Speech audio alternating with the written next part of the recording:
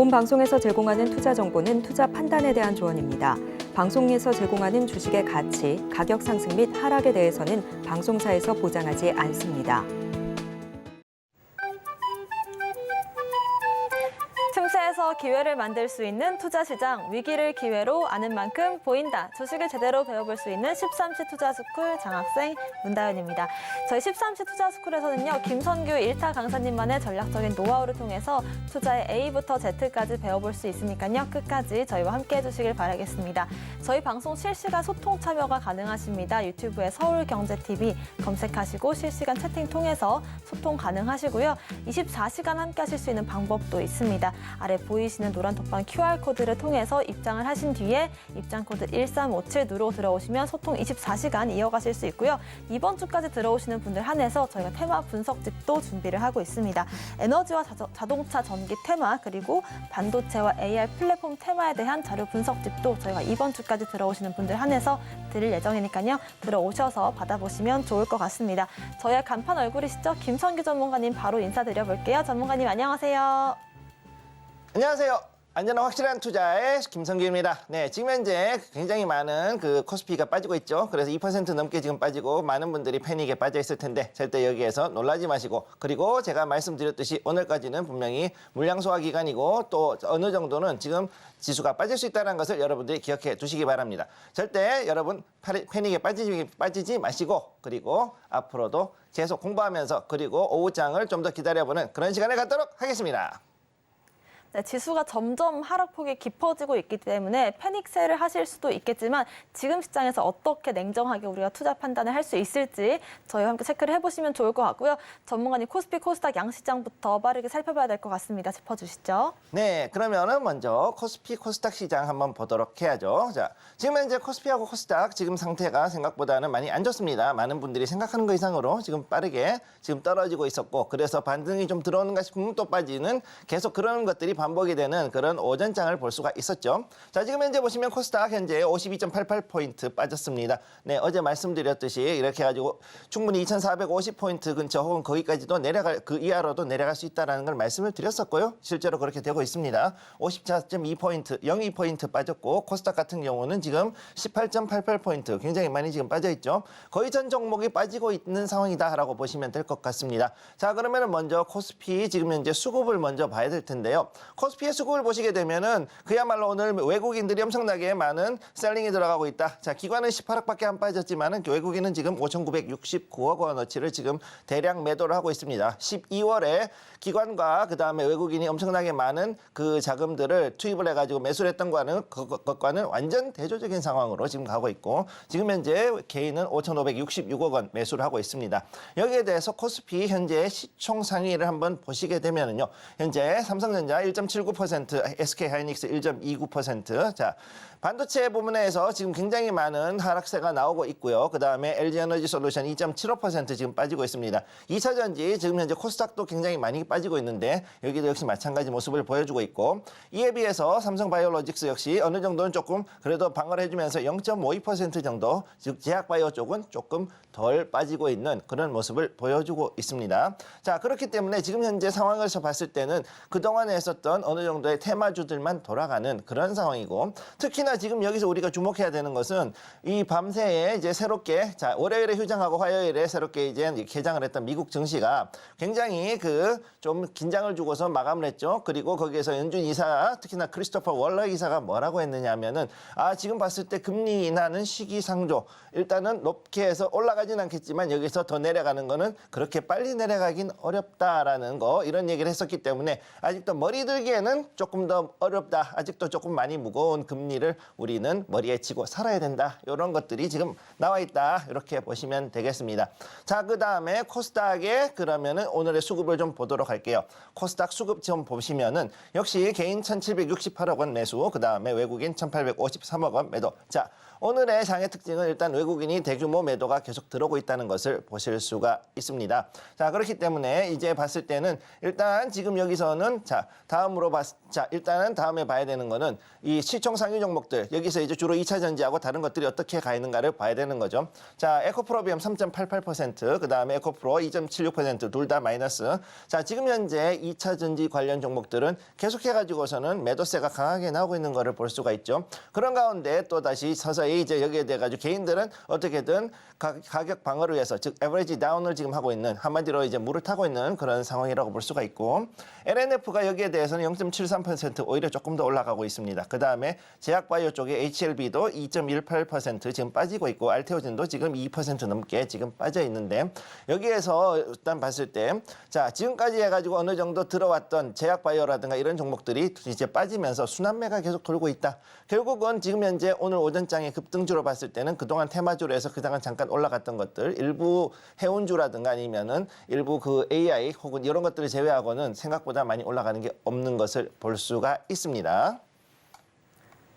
네, 양 시장 모두에서 외국인들이 강한 매도세를 보여주고 있고 특히나 2차 전지주를 비롯한 대형주들 위주의 하락이 두드러지는 모습입니다. 하지만 패닉셀 조심하자라는 점 참고를 해보시면 좋을 것 같고요. 전문가님, 어제 미국 증시 역시나 3대 지수 모두 하락으로 마감을 지었거든요. 네. 미국 증시와 함께 중국 증시까지도 짚어주실까요? 네, 그러면은 우선 이제 여러분들 우선 이전에 봤던 미국 증시하고 중국 증시 같이 보셔야 될 타임입니다. 자, 그래서 한번 보도록 하죠. 자, 일단은 미국 증시는 현재 MLK 휴장 끝나고 실적 앞에 숨죽이는 증시. 그다음에 경기 부진과 대만 선거 심리로 해서 하락을 했다. 이렇게 지금 나와 있는 걸 볼 수가 있습니다. 자, 요거 이렇게 했는 건데 요거 이외에도 지금 현재 큰 문제는 뭐냐면은요. 크리스 월러입니다. 네. 크리스 월러 이사님 여기에서 뭐라 그랬느냐? 야, 아무래도 우리 경기 부진할 것 같아. 이것 때문에 그 경기가 좀 더 부진해질다 할지라도 우리는 일단 인플레이션 잡는 게 최우선이다. 그러니까 이거 쉽지 않을 것이다. 이렇게 지금 얘기를 하고 있고요. 중국 같은 경우도 역시 지금 현재 경기 부진, 지금 GDP가 4분기 발표가 지금 들어갑니다. GDP 4분기 발표가 지금 들어가고 있는데 그럼에도 불구하고 지금 현재 자리가 쉽지 않은 자리다. 이렇게 보시면 되겠습니다. 자, 그러면은 여기에 대해서 한 번 더 보도록 하죠. 자, 미국장 현재 여기서 계속해가지고선 옆으로 쭉 가고 있는 모습. 아, 잠깐만요. 자, 여기서 미국장은 여기서 봤을 때 옆으로 해서 계속 횡보하고 있어요. 자, 여기 이렇게 해서 가고 있고 그 다음에 밑에 나스닥 역시도 마찬가지 횡보하고 있는데 오늘 좀 떨어진 자리에 나와 있습니다. 그 다음에 여기 S&P 역시 마찬가지 조금씩 떨어지는 모습 보여주고 있죠. 자, 이렇게 되는 것 봤을 때 오늘 증시가 3대 지수가 모두 다 빠졌다는 얘기는 뭐냐면요. 일단 여러분들이 생각하는 것 이상으로 실적이 좋지 않다. 실적. 자, 지금 현재 4분기 실적이 시작되죠. 실적 시즌에 들어갔습니다. 오늘 아까도 말씀드렸지만 이번 주는 그래도 어느 정도 그 봤을 때 생각보다는 나쁘지 않은 종목들이 들어갈 것이다. 그럼에도 불구하고 가이던스가 좋지 않다. 가이던스. 자, 우리가 가이던스를 뭐라 했죠? 가이던스. 자, 자기가 내는 자기 자아 비판. 네. 회사가 내는 자아 비판을 봤을 때는 별로 좋지가 않다. 아, 우리 아무래도 앞으로는 그 돈 버는 게 조금 안 좋을 수도 있을 것 같아요. 라는 이야기를 지금 했기 때문에 여기에 대해서 시장은 조금 흔들리는 모습 보여주고 있고 거기에다가 또 이제 필라델피아 반도체도 지금 여기서 올라가는 모습 보여주고 있는데 요 자리, 요 좁은 박스권 여기서 계속 움직이고 있단 말이죠. 따라서 여기 어떻게 움직일 것인가 한번 지켜볼 필요가 있겠고요. 자, 그리고 다음으로 넘어갑니다. 자, 그러면은 오늘 미국 장시황 여기서 보시게 되면은 자, 여기서 특히나 중요한 거. 자, 오늘 수요일이죠. 오늘 수요일 저녁에 자, 하기 전에 트라슈압이 일단 발표하고 프롤로지스 여기 보험주 여기에 지금 발표가 들어가고 US 뱅콜프 금융주가 일단 먼저 들어가는 걸 볼 수가 있고요. 그다음에 알코아 알루미늄 관련주 디스커버는 이제 자, 요거 신용카드 관련주입니다. 그 다음에 여기에는 킨더 모건, 요거 이제 석유 관련주, 그 다음에 시너버스하고 HB 풀러, 요거 이제 금융주, 요거는 금융까지. 이렇게 얘네들이 지금 발표가 지금 들어가요. 자, 어제 같은 경우 골드만하고 모건 스탠리 얘네들이 지금 현재 생각보다 좀 잘 갔는데, 얘네들이 생각보다는 실적은 좋다고 했음에도 불구하고 가이던스가 떨어지니까 오히려 주가는 빠지는 그런 모습을 보여줬죠. 그러니까 이런 패턴들이 앞으로 미국장에서 종종 일어날 수 있다는 것을 기억을 해 두시기 바라고요. 자, 그 다음으로 이제 중국장 요거는 미국의 개인들이 어느 식으로 보고 있다는 거. 그 다음에 여기 중국장 한번 보도록 하겠습니다. 중국장은 지금 봤을 때 계속해가지고서는 GDP를 4분기 GDP 기다리고서는 바닥에서 계속 있는 상황이기 때문에 이 자리로 과연 올라갈 수 있을 것인가? 요거 잘 지켜보는 게 필요하다. 이렇게 말씀드릴 수 있겠습니다. 네, 이번 주 미국의 시작으로 본격적인 실적 시즌이 발표가 되기 때문에 미국의 금융주들과 비롯해서 TSMC까지 실적을 체크해보자라는 말씀과 함께 중국 증시의 반등 가능성도 체크를 해보시길 바라겠습니다. 자세한 시황을 함께 체크해보고 싶으신 분들은요. 아래 보이시는 QR코드를 핸드폰 기본 카메라로 스캔을 하신 뒤에 링크를 클릭하시면 되고요. 입장코드 1357 누르시거나 문자 샵 0082번으로 김선규 남겨주시면 저희와 함께 추가적인 분석도 이어가실 수 있을 것 같습니다. 저희와 함께 하실 수 있는 방법 다시 한번 화면으로 정리해 보겠습니다.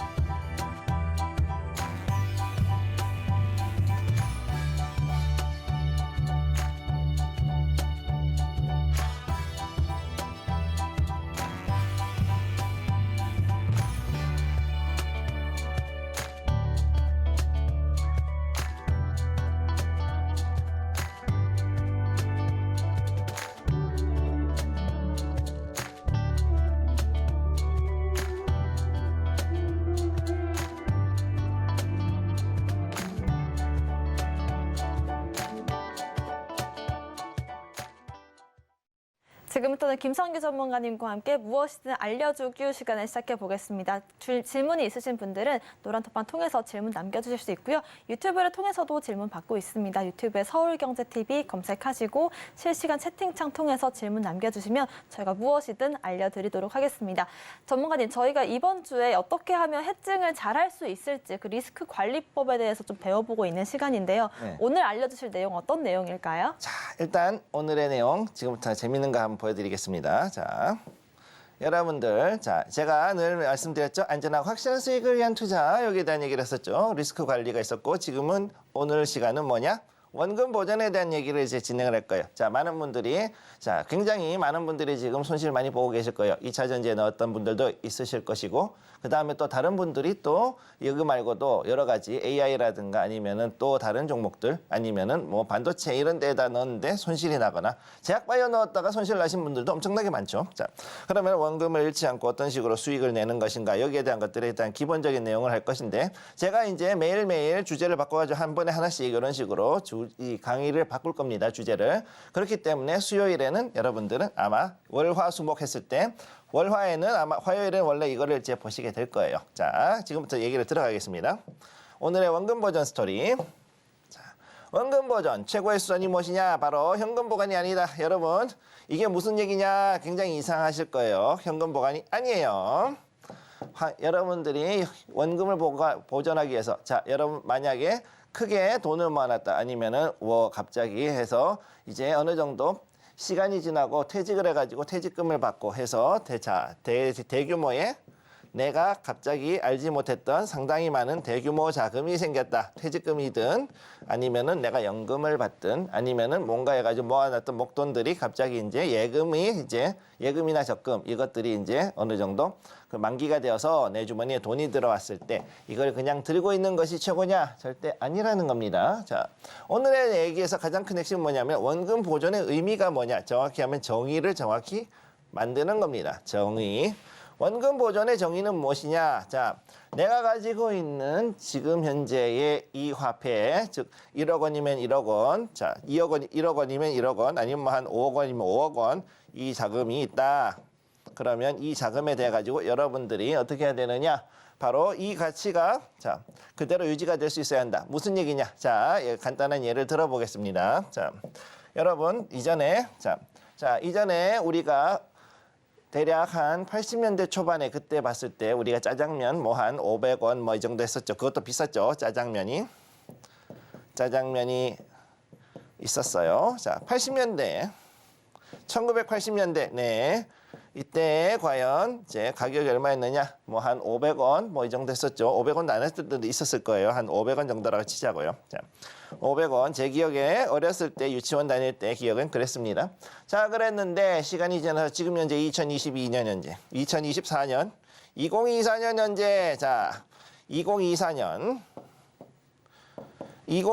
됐을 때 지금 이제 짜장면이 얼마입니까? 아무리 싸더라도 지금 6,000원 이하 가는데 잘 없고 지금 보통 한 8,000원에서 많은 데는 8,000원 아니면은 뭐 심지어는 11,000원, 12,000원 막 이렇죠.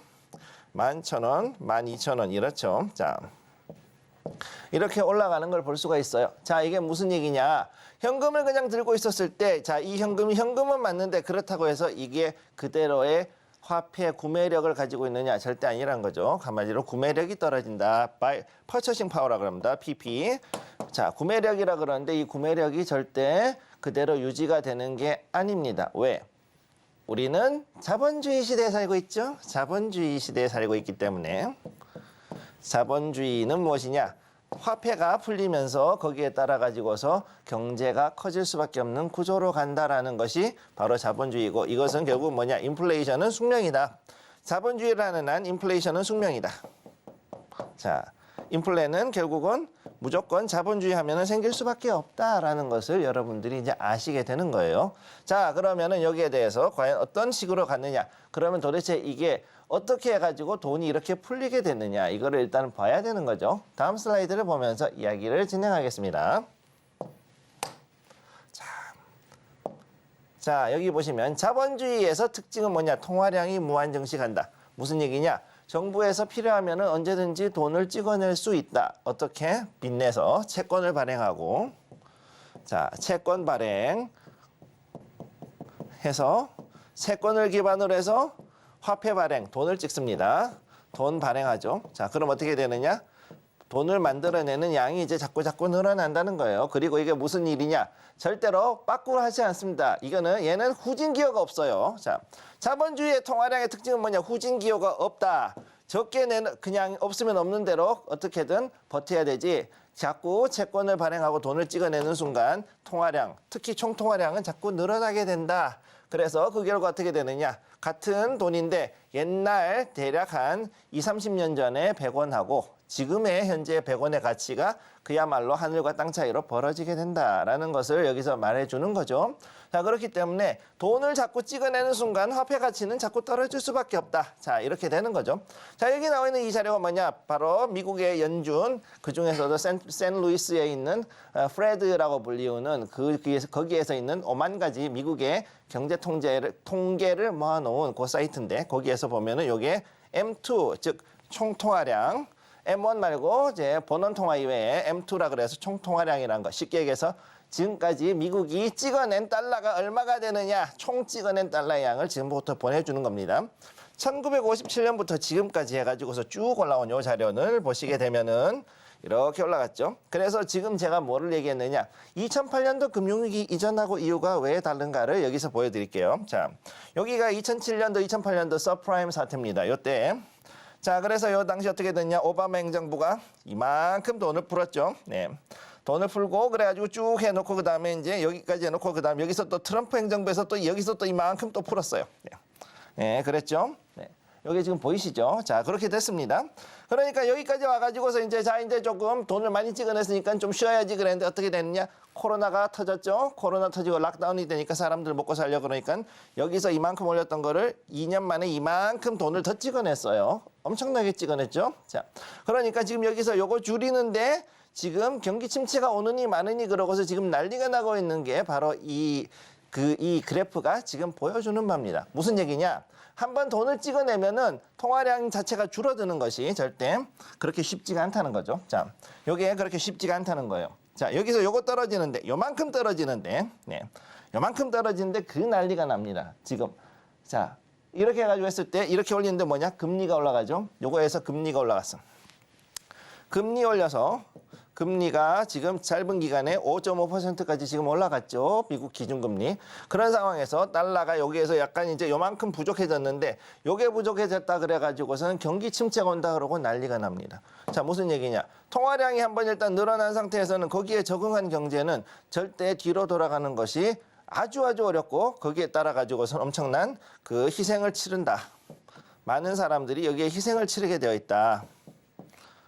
자, 이거를 기억을 해 두셔야 됩니다. 자, 이 그래프, 자, 미국의 연준에서 만드는 M2 그래프가 바로 무슨 얘기를 하느냐. 바로 여러분의 돈이 결국은 내가 들고 있는 1달러 혹은 내가 들고 있는 1,000원이 나중에 됐을 때 20년 뒤에 과연 지금같이 1,000원의 가치를 가질 수 있느냐. 그게 아니라는 걸 보여주는 거죠. 즉, 돈이 이만큼 풀렸으니까 어떻게 되느냐. 그만큼 화폐의 가치, 돈의 가치, 즉 구매력은 떨어진다. 구매력은 그만큼 떨어진다. 자, 이렇게 된다라는 것을 이 그래프가 보여준다. 이렇게 보시면 되는 거예요. 자, 그럼 다음 사이트. 자, 다음 슬라이드 잠깐 볼게요. 자, 그럼 어떻게 해야 되느냐? 자, 이제 어떻게 되느냐? 우리가 이걸 깨달은 상황에서 자, 우리는 열심히 일을 했어요. 대부분의 사람들은 자, 자기 본업이 있습니다. 본업이 있어요. 자기 본업이 있고 그런 가운데서 일단은 부수적으로 투자를 해왔어요. 부수적인 투자를 해왔다. 부수적 투자를 해왔다. 자, 그러면 이 투자라는 데 있어가지고서 우리는 어떻게 해야 되느냐. 화폐의 가치 하락을 방지하기 위해서. 자, 화폐 가치 하락을 방지하기 위해서는 어떻게 해야 되느냐. 내가 투자한 자금이 최소한 인플레이션율보다 높아야 된다. 이게 인플레이션 비율보다 높아야 된다.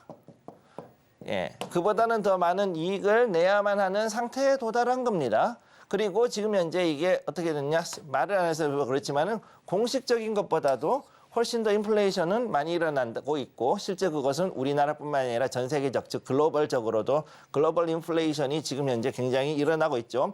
일본이나 중국 같은 몇몇 국가를 제외하고 지금 이런 일들이 계속 벌어지고 있는 상황인데 그럼 어떻게 되냐 방어 투자라고 저는 이야기를 하는데 디펜시브로 해가지고선 프로텍티브 혹은 디펜시브 인베스트먼트 그래서 뭐냐 이 최소한 우리가 아무리 못해도 이 인플레이션율 혹은 은행 이자보다는 조금 더 높은 비율로 해가지고서는 어느 정도 수익을 내야만 수익이 나야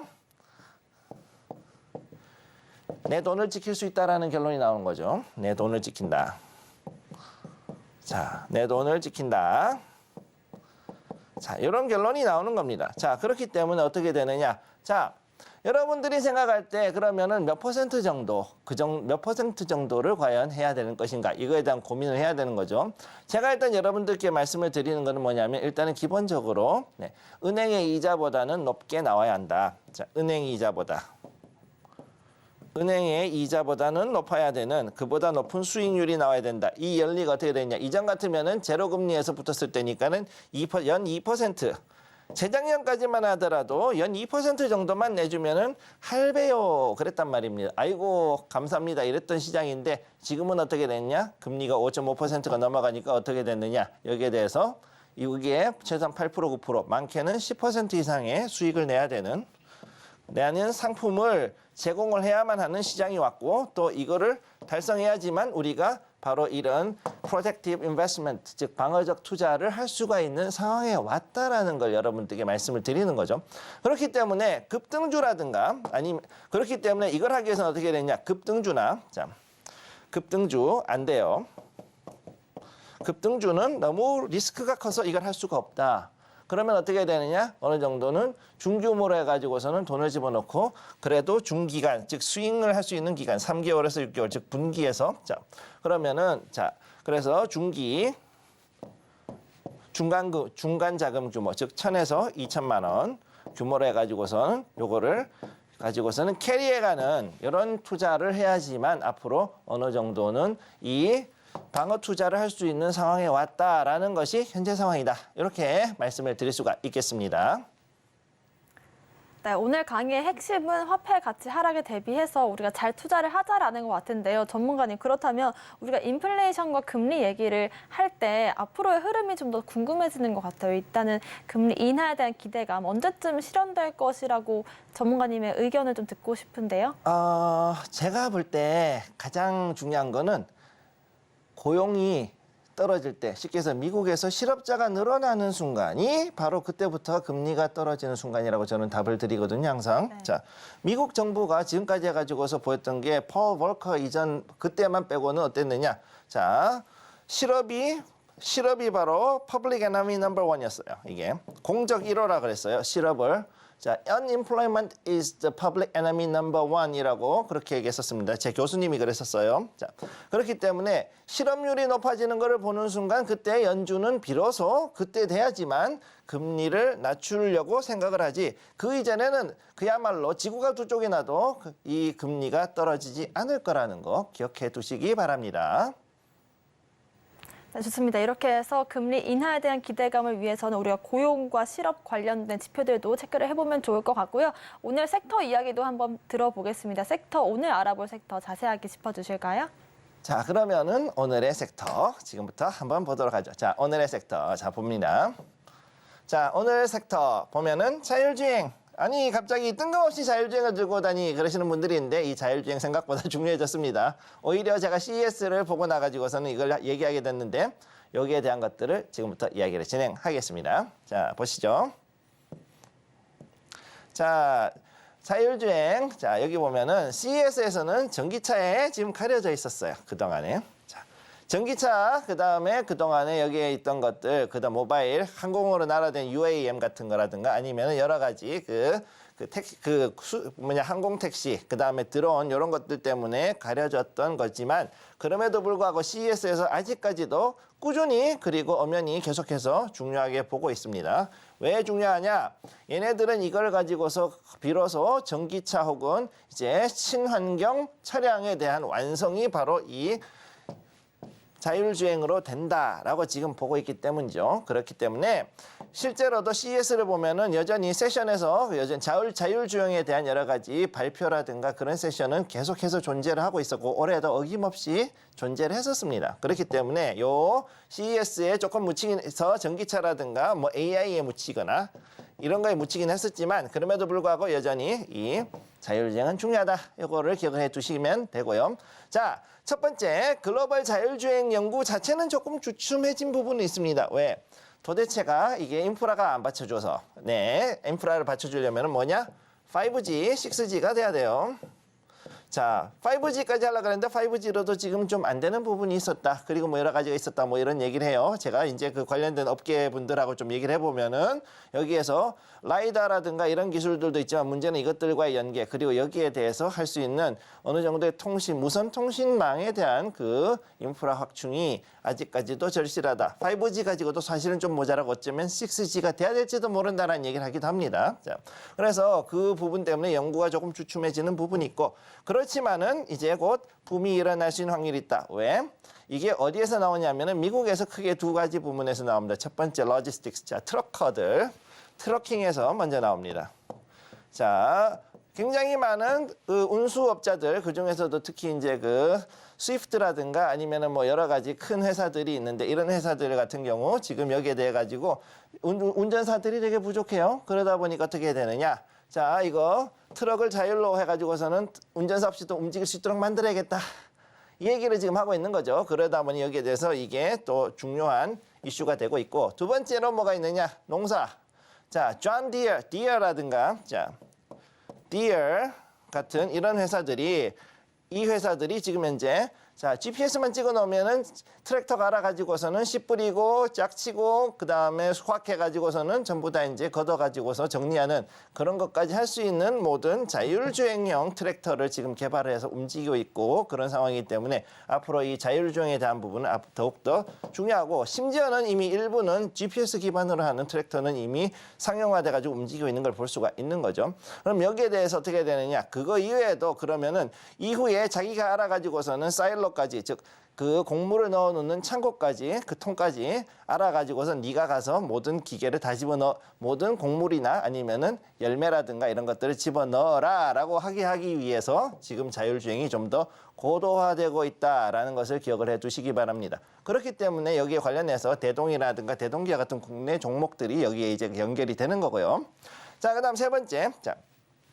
모바일 부품, 카메라 모듈, 라이다 관련주들 이런 종목들이 결국은 이제 자율주행 관련해 가지고 움직인다라고 생각을 하고 있고 지금까지는 우선은 눈이라든가 각종 기라든가 이런 센싱에 관련된 즉 센서 관련된 종목들하고 카메라 모듈 특히 이제 그 이 카메라 모듈이 라이다하고 같이 이제 연결이 되다 보니까 요거랑 관련주들이 그 동안에는 이제 그 자율주행에 대해 가지고 맞춰서 들어갔다 이렇게 볼 수가 있는데요. 여기에서 이제 조금 더 변화가 되는 것이 자동차 부품 관련주들이 이제 다시 또 여기에 추가가 됐습니다. 왜?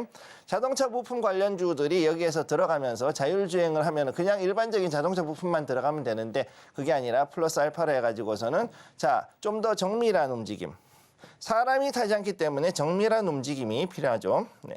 좀 더 기계적인 정밀한 움직임이 필요한 이런 부품들을 만들어내는 것, 특히 조향이라든가 아니면은 속도에 대해서 움직이고 하는 그런 컨트롤러들, 이런 부분에 대한 것들이 특히나 많이 필요하게 됐다. 따라서 이것에 대해서도 이제 우리가 봐야 되는 상황이 왔다라는 것을 말씀드리고 싶고요. 자, 그럼 다음 보겠습니다.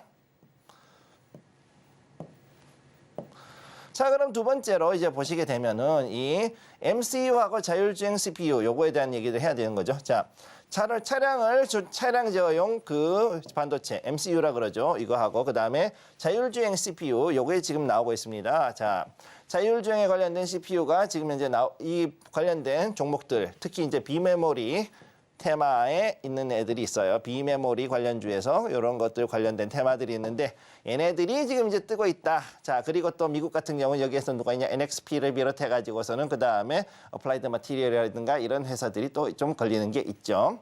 자, 그래서 이들과의 부품의 조화가 되게 지금 중요해진 상황이 왔어요, 사실. 자, 그렇게 돼 있고 결국은 이제 5G, 6G 섹터 이후에 앞으로 이제 주목해야 되는 섹터인데 자, 5G, 6G가 나오고 나면은 그러고 나면은 이제 그 다음에 자율주행이 가는 것뿐만 아니라 그 다음에 드론, 그 다음에 무인 택시, 그 다음에 또 여기 관련해 가지고선 여러 가지 그 IoT부터 시작해 가지고서는 각종 스마트 팩토리를 비롯한 그 다음에 여러 가지 그 방산도 역시 연결이 될 수 있는 그런 섹터들이 있기 때문에 요 이후에는 굉장히 많은 융합이 된다라는 거. 자, 그래서 우리는 지금 현재 5G, 6G가 지금 뜨고 있죠. 그 전체적인 주가가. 그럼 여기 떴다면은 이제 앞으로 여기에서 이제 연결해 가지고 뜰 수 있는 종목 중에 하나가 바로 자율주행이다. 이렇게 보시면 되겠고. 자, 테슬라하고 미국의 자율주행 섹터가 앞으로 이제 이 부분들을 견인할 수 있습니다. 자, 지금은 조금 떨어질 수 있지만, 자, 지금은 조금 떨어질 수 있는데 그럼에도 불구하고 테슬라는 앞으로 만약 이 자율주행 관련해 가지고서는 이 재료가 터졌을 때 지금까지의 마지노선을 제가 얼마로 봤느냐 하면은 300불이었는데 이 300달러를 테슬라가 300달러 이상 올라갈 수 있는 재료가 뭐냐 하면 바로 이 자율주행이거든요. 자, 그러니까 요거에 대한 것들을 좀 더 지켜볼 필요가 있고 그다음에 미국 내에서도 자율주행 관련된 섹터들이 있는데 그 관련된 섹터들이 테슬라하고 같이 붙어서 견인을 할 것입니다. 그리고 또 다른 종목 어떠냐? 완성 잡체인 포드하고 GM. 자, 포드하고 GM 요 두 개 업체 역시도 관련해 가지고서는 움직일 것이다. 이렇게 보시면 되겠고요. 마지막으로 보시게 되는 것은 여러분들이 그동안 해가지고선 자율주행에 대해서 너무 많은 기대가 한꺼번에 들어갔기 때문에 지금 전체적인 그 움직임이 상당히 떨어졌어요. 그리고 일부 종목들은 오히려 반등이 들어온 경우도 있는데 반등이 들어온 것이 단순히 이 자율주행 테마 때문이라기보다는 본업의 즉 섹터상의 어떠한 어떠한 좋은 뉴스가 거기에 대한 호재 때문에 올라간 경우가 훨씬 많았다. 따라서 테마성 단기 종목들이 그동안 많았던 이 섹터였기 때문에 앞으로는 조금 더 지켜볼 필요가 있다. 그래서 지금부터 이것이 섹터에 의한 것인지 아니면은 여기에 대한 그 자율주행 부분이 앞으로 어떻게 더 잘 돌아갈 것인지를 지켜볼 필요가 있습니다. 자, 그럼 마지막으로 여기에 대해서 제가 차트 하나 가져온 거 요거 보시죠. 요거 사라고는 말씀 못 드리겠습니다. 이거 지금 신고가입니다. 얘는 텔레칩스. 주봉으로 나왔지만은 자, 이렇게 봤을 때 이렇게 해가지고 지금 자, 굉장히 많이 올라가 있죠? 이런 식으로 해가지고 가 있는데 이게 단순히 반도체 종목이기도 하지만 그 이외에도 앞으로 자율주행 테마로 봤을 때 여기에서 이 자리를 받쳐주고 다시 한번 더 튀어 올라갈 수 있는 이런 자리에 와 있다. 굉장히 지금 텔레칩스 앞으로 AI 칩이라든가 이쪽 말고도 이 자율주행으로도 충분히 뜰 수 있는 종목인데 지금 현재로서는 바로 사기는 좀 애매하고요. 상당히 조금 조정을 받을 수 있는 구간이라는 거를 기억을 해 두시기 바랍니다.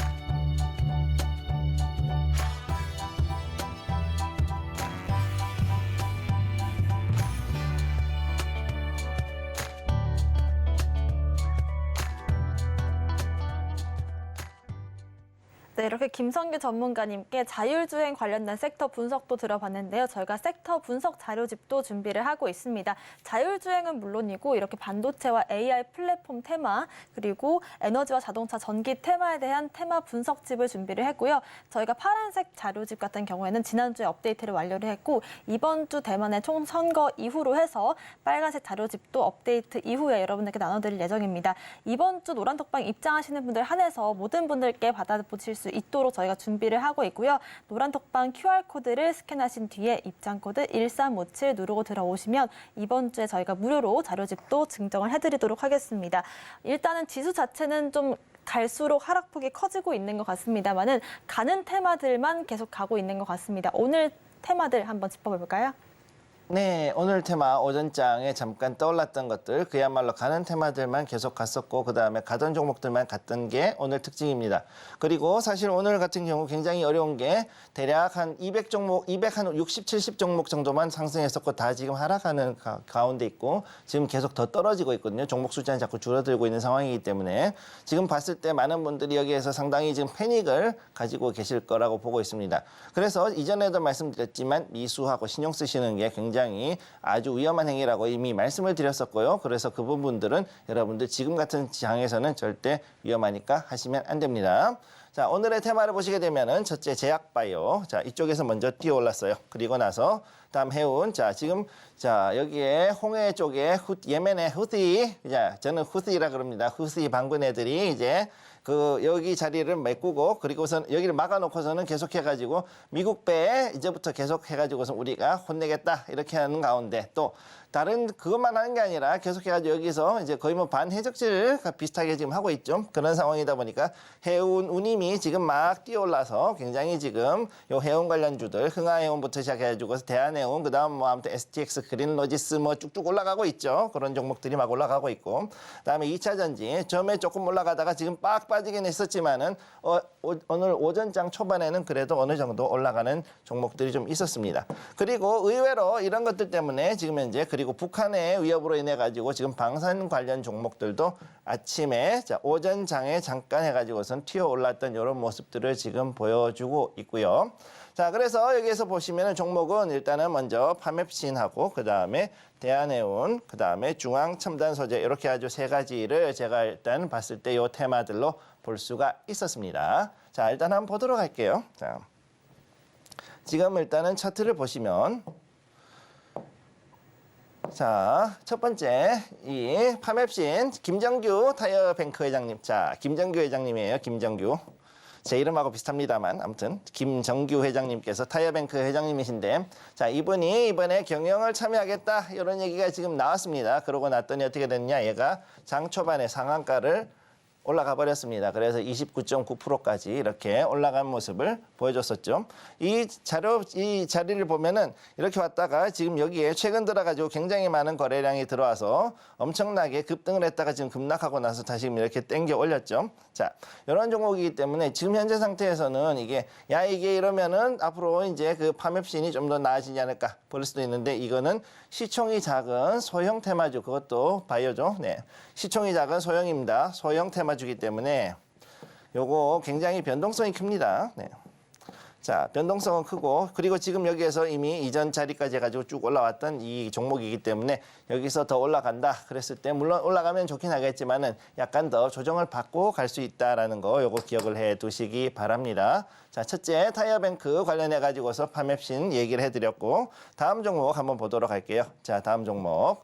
두 번째로 봐야 되는 종목은 여기에 있습니다. 자, 대한해운 요거 이제 역시 해운 관련 종목이죠. 제가 이제 해운 관련 종목 해가지고서는 그렇게 얘기를 안 했는데 일단 HMM 때문에 할인 지주하고 이건으로 해서 상당히 이 12월 초, 그 다음에 12월 말 1월 초에 상당히 그때 해운이 좀 들썩들썩 했었는데 이후에 이제 이 지정학적 리스크, 특히 홍해의 수에즈 운하 관련된 이슈로 인해 가지고 이제 운임이 급등했어요. 자, 이제는 자, 어떻게 되느냐. 아프리카가 이렇게 있죠. 아프리카 이렇게 있으면은 옛날에는 여기에서 이렇게 여기 아라비아 반다가 이렇게 있다 그러면 옛날에 배는 이쪽으로 해가지고 이렇게 지나갔었단 말입니다. 지중해로. 근데 여기가 막혔어요. 여기가 막혔어요. 그러니까 어떻게 됐냐? 가는 배가 이렇게 밑으로 돌아가야 되는 상황인 거죠. 그러니까 어떻게 됐냐? 운임이 갑자기 확 뛰어오릅니다. 네, 그래서 이로 인해서 그동안에 예. 그동안에 경기 침체도 있었고 생각보다 물동량이 많지 않았던 우리 해운사에서 이번에 실적 개선의 소식이 나오면서 급등을 한다. 자, 그래서 이렇게 된 종목들이 실제로 엄청나게 많다라는 거죠. 이거 말고도 대한통운이라든가 이런 데도 역시 관련해가지고 올라갈 수 있는 거고. 자, 그래서 이거 잠깐 지우고 다시 한번 볼게요. 자, 지우고 다시 한번 보도록 하죠.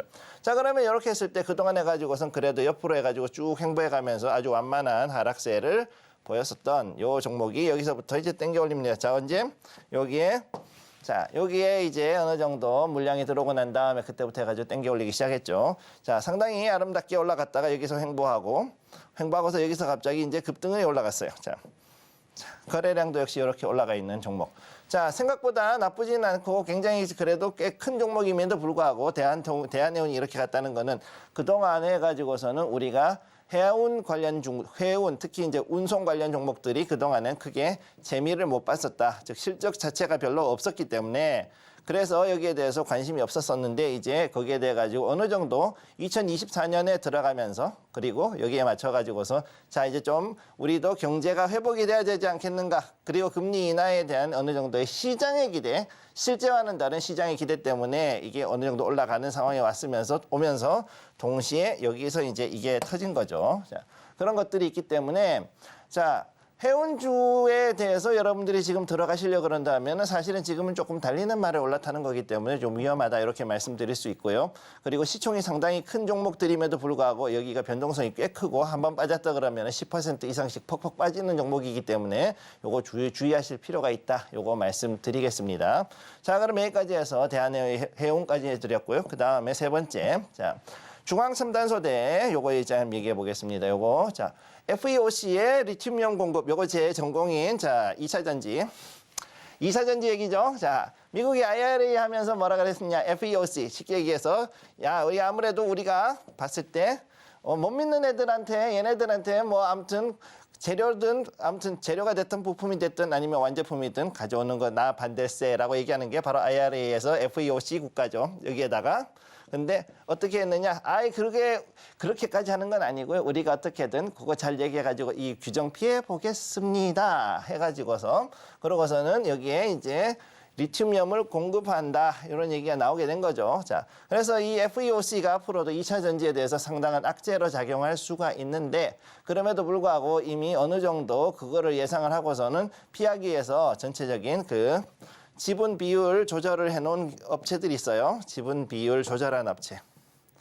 자, 지분 비율 조절 업체들을 잘 찾으시면은 얘네들은 생각보다 그렇게 주가 변동에 타격을 받지 않고 오히려 그래도 자리를 지켜가면서 올라갈 수 있다. 즉, 제가 여기서 2차 전지 관련해서 팁을 하나 드리자면은 자, 지분 비율에 대해서 FEOC에 대해서 이 지분을 비율해서 합자 회사를 만든 업체들 같은 경우에는 그렇게 자, 주가는 빠지지 않고 잠깐 빠졌다고 잠깐 다시금 쭉 올라갈 수 있는 그런 여지가 있다라는 거를 기억을 해 두시기 바랍니다. 자, 그러면 오늘의 종목인 중앙첨단 소재 요거 한번 보도록 하죠. 자, 요거 잠깐 이제 좀 보면은 자, 여기에서 굉장히 재밌어요. 밑으로 쭉 빠졌다가 위로 해가지고 이렇게 라운드업 해가지고서는 이제 원형 바닥을 만들려는 모습을 지금 보여주고 있죠. 요거 좀 지울게요. 지우고 다시 한번 그리겠습니다. 그리고 여기 보면은 이게 이제 라운드업을 해가지고서는 바닥에서 요렇게 여기 상단에서부터 밑으로 쭉 내려와서 올라가는 전형적인 라운드업을 보여주고 있죠.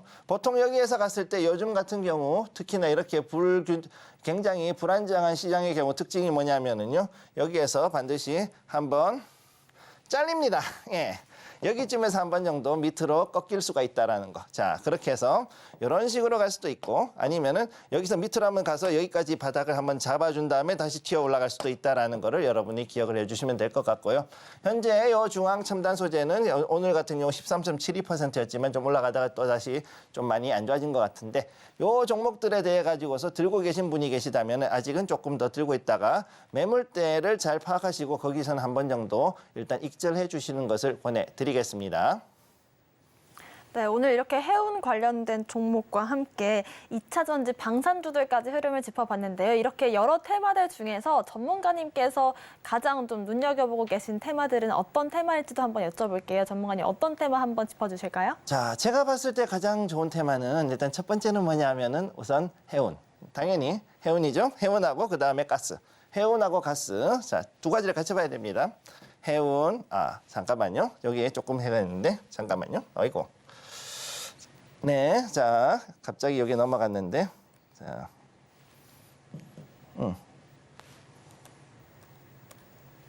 자, 여기, 자, 저 보시죠. 자, 여기서 보시면은, 일단 여기서 우선 제가 간단하게 적어 드릴게요. 첫째, 해운하고 가스. 해운, 자, 해운 있고, 그 다음에 가스가 있어요. 이 두 개 영역은 잘 보셔야 됩니다. 지금, 가스가 굉장히 지금 유럽이나 이런 데하고 미국과 지금 가격의 불균형이 되게 심해요. 즉, 우리가 살고 있는 동네하고, 그 다음에 미국하고, 가격에 스프레드가 엄청나게 벌어져 있습니다. 자, 미국은 지금 엄청나게 퍼가지고서는 지금 해가지고서는 남아돌고 있는데 유럽이나 이쪽은 지금 가스가 없어서 죽을 지경이고 그래서 미국 가스가 이쪽을 해가지고서는 프리미엄 받고서 나가고 있는 상황이다. 그렇기 때문에 여기에 대해서 직거래를 하거나 아니면 여기에 대해서 별도의 카타르라든가 이런 나라에서 가스를 받는 우리나라 업체들 여기에 대한 주가 앞으로 조금 더 잘 지켜볼 필요가 있다는 거 기억을 해 두시고요. 그 다음 두 번째로 봐야 되는 건 역시 2차 전지인데 2차 전지 그래도 지금까지 많이 흔들리고 했었지만은 여기에서 이제 여기 물량을 조금 더 조정을 받고 난 다음에 다시 저가 매수할 찬스가 오니까 이 두 가지를 보시면 되겠습니다. 네. 네, 좋습니다. 해운주와 2차 전지주들에 대한 어떤 견해도 공유를 해주셨고요. 오늘의 히든 종목 알아보기 전에 저희가 어제 공략했던 종목이 방송 나가자마자 급등이 나왔더라고요. 해서 리뷰로 먼저 다뤄보면 좋을 것 같은데 전문가님, KMW가 어제 히든 종목이었거든요. 예. 급등이 나왔는데 이 종목 한번 리뷰로 만나볼까요? 사실 이제 그 KMW 이 종목이 사실 처음에는 얘기해 놓고서는 이게 이렇게까지 갑자기 가니까는 조금 당황했어요. 근데 오늘까지 해가지고서는 일단 현재 9.83%까지 올라간 종목인데 KMW 같은 경우는 앞으로도 이제 조금 더 올라갈 수 있고 그 다음에 현재 여기에 매물대가 걸려 있는 부분이 있어요. 근데 여기 앞으로 올라가게 되면은 고기를 돌파했을 때 좀 더 많이 올라갈 수 있다라는 거. 그거 일단 기억을 해두시기 바랍니다. 네. 지금 현재 보면은 오늘은 지금 굉장히 보시면은 지금 상승했죠? 110원. 자, 오늘같이 하락하는 장에서 버티고 있다 그러면 얘는 지금 되게 강한 거예요. 그리고 지금 저 중요한 건 뭐냐. 여기에서 누군가가 물량을 받고 있다는 얘기니까 들고 계신 분들은 절대 던지시면 안 되고 오히려 지금 자리에서는 생각보다는 나쁘지 않은 자리다. 이렇게 보셔도 그렇게 봐도 저는 될 것 같아요. 네, 일단 그렇게 말씀을 드리겠습니다. 네. 네, 어제 히든 종목이었던 KMW가 방송 직후로 해서 급등이 나왔기 때문에 많은 분들께서 궁금해하실 것 같아서 여쭤봤고요. 오늘의 히든 종목도 바로 알아봐야 될 것 같습니다. 전문가님, 오늘의 히든 종목 설명 부탁드릴게요. 자, 오늘의 히든 종목 여기 일단 가져왔습니다. 요거. 자, 자동화 로봇 관련주고 신재생에너지 관련된 테마주로도 지금 볼 수가 있는 그런 종목인데 자, 여기에 대해서 이 종목 굉장히 이름이 길죠. 별이 지금 몇 개냐? 별이 8개. 네, 이름이 되게 길어요. 이 종목. 자, 자동화 로봇 관련주. 자, 그래서 자동화 로봇에 대한 모든 부품들이 들어가 있고 그다음에 특히나 구동 모터 이런 것들을 하고 있으면서 동시에 신재생에너지 관련된 파워 컨트롤러라든가 인버터 같은 것들도 여기서 만들고 있습니다. 자, 그래서 독점적 지위를 가지고 있기 때문에 이 회사 생각보다 앞으로 이 정부에서 정책으로 밀어줄 때 도움이 되는데 특히나 이게 어제 제4차 지능형 로봇 기본 계획이라는 이 정부 정책이 나왔어요. 자, 그렇기 때문에 여기에서 봤을 때 바로 직접적인 수혜를 받을 수 있는 종목 중에 하나가 바로 오늘의 이 히든 종목이 되겠습니다. 자, 그래서 여기에 대해서 이제 간단하게 자, 일단 차트만 보면은 자, 이거 주봉이에요. 자, 요 종목. 자, 요 주봉을 보시게 되면은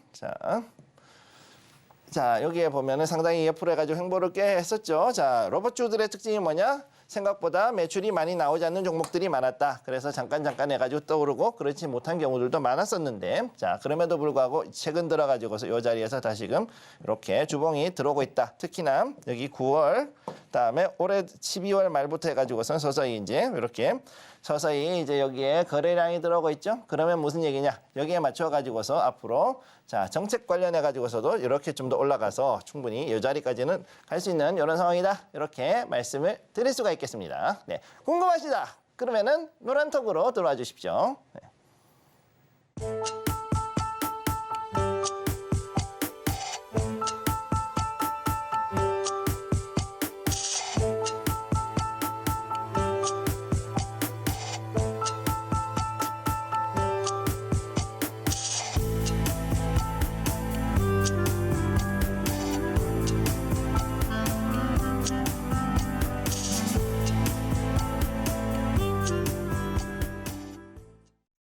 네, 노란톡방 입장하시는 분들께는 오늘의 히든 종목의 종목명과 함께 가격 전략도 세워드릴 예정이고요. 들어오시는 분들께 저희가 테마 자료집도 준비를 하고 있습니다. 반도체와 AI 플랫폼 테마 그리고 자동차와 에너지 전기 테마에 대한 자료 분석집 저희가 직접 수필로 작성을 해주셨고요. 들어오신다면 이 자료집 업데이트된 버전으로 모든 분들이 받아보실 수 있을 것 같습니다. 방송 중에만 입장하실 수 있고요. 화면 아래 나가고 있는 QR코드 스캔하고 입장하시면 받아보실 수 있을 것 같습니다. 오늘 방송의 핵심 내용 화면으로 정리해 보겠습니다. 13시 투자스쿨 오늘의 핵심 정리입니다. 오늘은 자율주행 섹터 알아봤고요. 제약 바이오주들과 해운주, 2차 전지 방산주들 흐름도 짚어봤습니다. 오늘의 히든 종목은 자동차 로봇 관련된 종목인데요. 자세한 종목명과 가격 전략은 노란톡방 통해서 확인해 보실 수 있습니다. 저희가 방송 중에 드리는 정보는 전문가님의 조언일 뿐입니다. 참고만 하시길 바라겠고요. 서울경제TV와 서울경제신문을 사칭한 피해도 조심하시길 바라겠습니다. 오늘 저희가 준비한 소식은 여기까지입니다. 시청자 여러분 고맙습니다.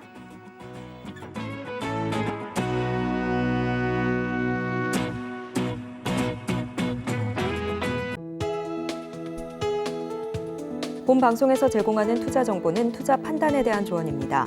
방송에서 제공하는 주식의 가치, 가격 상승 및 하락에 대해서는 방송사에서 보장하지 않습니다.